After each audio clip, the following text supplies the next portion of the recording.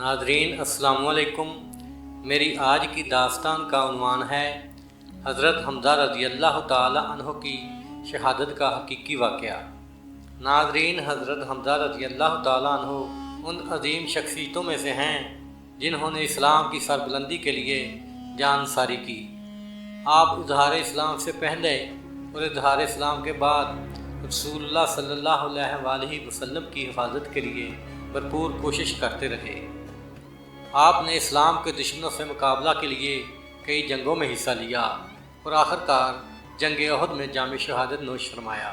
नाज़रीन, इस दास्तान में आपको बताया जाएगा कि जंग ओहद में आपको किस तरह शहीद किया गया।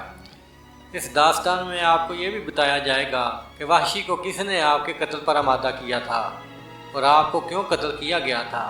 क्या हिंद बिन उतबा ही ने आपको कत्ल करवाया था।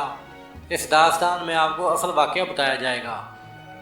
नाज़रीन, हज़रत जाफ़र बिन अमर बिन अमिया फरमाते हैं कि मैं और हज़रत अबैदुल्लाह बिन अदी हज़रत माविया रज़ी अल्लाह ताला अन्हो के ज़माना खिलाफत में बाहर निकले, यहाँ तक कि हम लोग हज़रत वहशी रज़ी अल्लाह ताला अन्हो के पास जा बैठे और हमने उनसे कहा कि हम आपके पास इसलिए आए हैं कि आप हमें ये बताएं कि आपने हज़रत हमज़ा को कैसे शहीद किया था।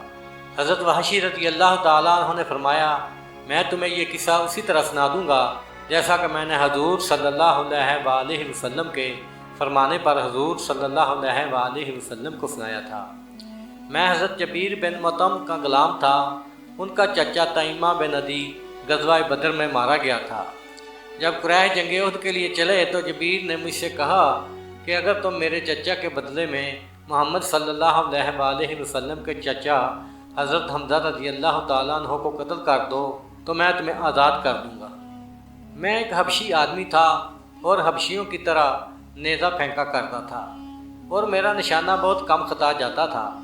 मैं भी काफरों के साथ इस जंग में गया। जब दोनों लश्करों में जंग शुरू हुई तो मैं हज़रत हमज़ा रज़ी अल्लाह ताला अन्हो को तलाश करने के लिए निकला।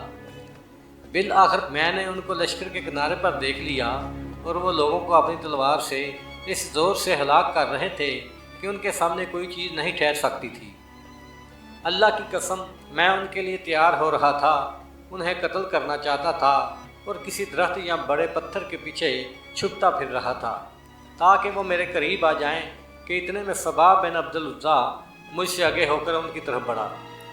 जब हज़रत हमज़ा रज़ी अल्लाह ताला अन्हो ने उसको देखा तो उससे कहा, ओ औरतों का खतना करने वाली औरत के बेटे, और ये कहकर उस पर तलवार का ऐसा वार किया कि एकदम सर तन से जुदा कर दिया।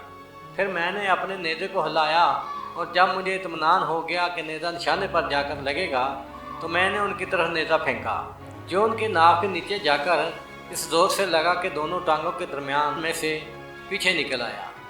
वो मेरी तरफ उठने लगे लेकिन उन पर बेहोशी तारी हो गई।